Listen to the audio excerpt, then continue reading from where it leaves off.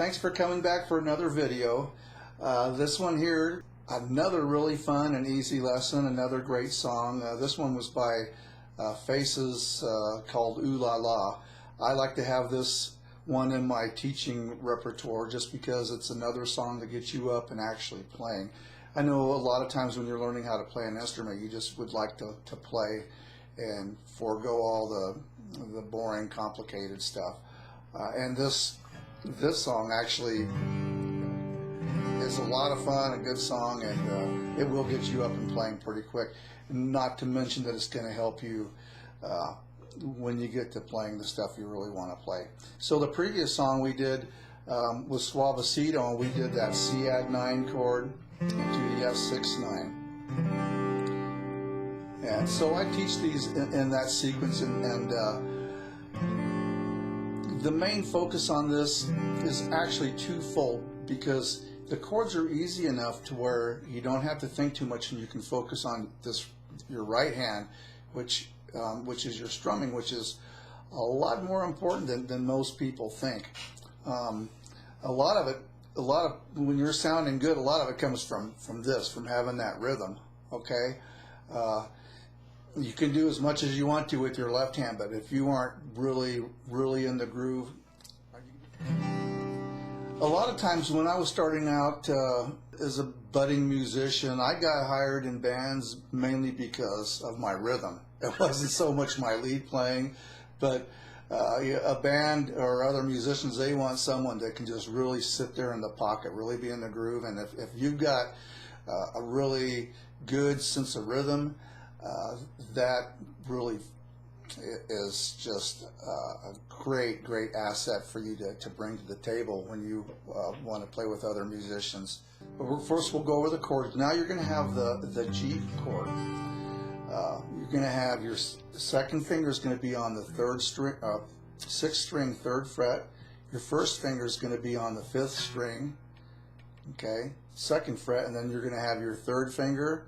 It's going to be on the 2nd string, 3rd fret, and your pinky is going to be on the 1st string, 3rd fret. So we get this shape here. I like to play it like this because the next chord we're going to go to is that C add 9 that you already learned. So you can see that all you need to do now is hop fingers 1 and 2 down a string. See that?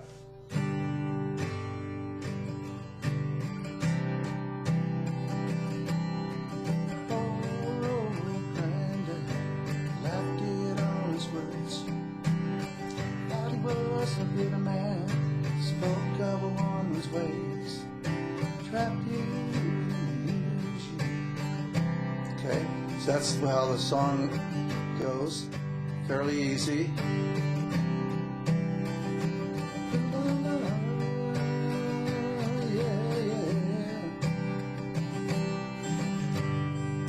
Okay, and you'll kind of notice what I was doing with my strumming there. Let's go over that.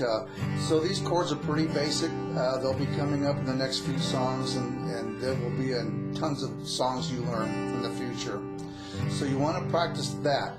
But the other half of this lesson that I feel is even more important is the strumming. So you can start off just doing quarter notes. 1, 2, 3, 4, 1, 2, 3, 4, 1, 2, 3, 4. Okay. Now, if we divide those in half, we can do 8 notes. It would be like this: 1 and 2 and 3 and 4 and 1 and 2 and 3 and 4.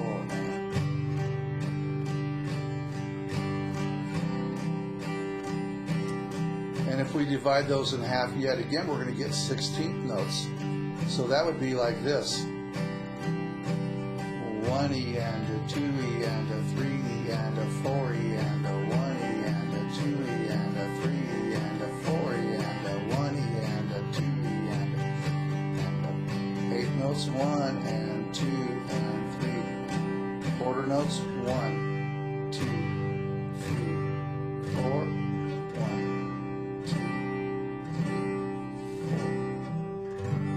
So my philosophy is I like to play just like that, as far as learning rhythms, just mixing up the different beats. I mean, you could do the down, down, up, down, up kind of thing, which I do in a few songs, but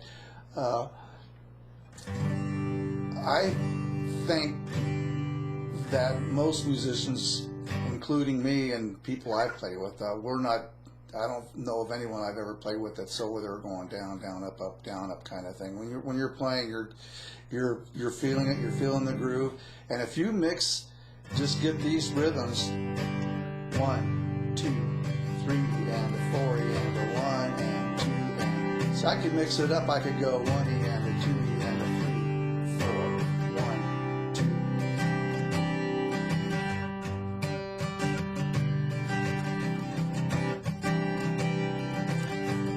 See, that way, if the drummer is back there, you know, maybe you come to the lead part, and maybe the drummer starts doing something funky, you know, you can kind of follow along with them, or like maybe if there is a break in the song, you know, maybe you do like a big lead part where the song builds up, and then it's going to come back where the singer's going to come in. You want to back down a little bit.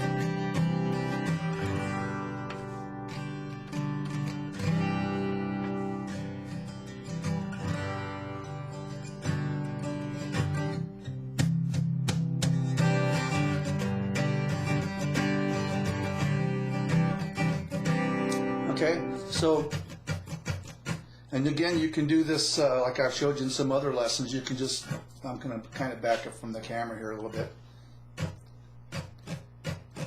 You can always separate the two if it's too much for you right now. 1, 2, 3, 4. 1 and 2 and 3 and 4 and. So this is a good way to practice. And the other thing to do, like if you try doing this 16th notes and you can't get the rhythm, it's because you're starting too fast. You know, you could start just really slow with 8th notes and then get a metronome and then just speed it up by, say, 5 beats, and then just eventually see how fast you can go with it. But you want to get this hand pretty loose. And again, you don't want to be strumming really long strums like this. You know, you're just right here in this area. And I always like to use the analogy that maybe you're shaking water off of your hand. I learned that from someone else, but you know, that's a good analogy. And the pick is just gliding. And you want to use like a thin pick, or don't get a really thick pick because it's going to sound really clunky, okay? And the other thing too is when you come up, you can see how how I kind of turn my hand a little bit. So you don't want to keep it like this where the pick digs into the strings, because you're going to get that. So you can see that technique.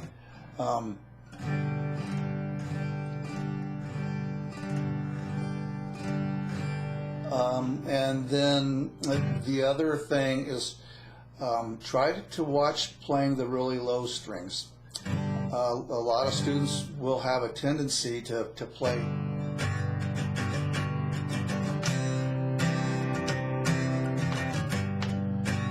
the reason they do that, I think, is that because you need to master getting these notes really clean first, okay? And so if they don't sound really clean, then you want to do this. But go ahead and let it sound clunky. It's not going to matter at first. You're just learning. Give yourself a few weeks.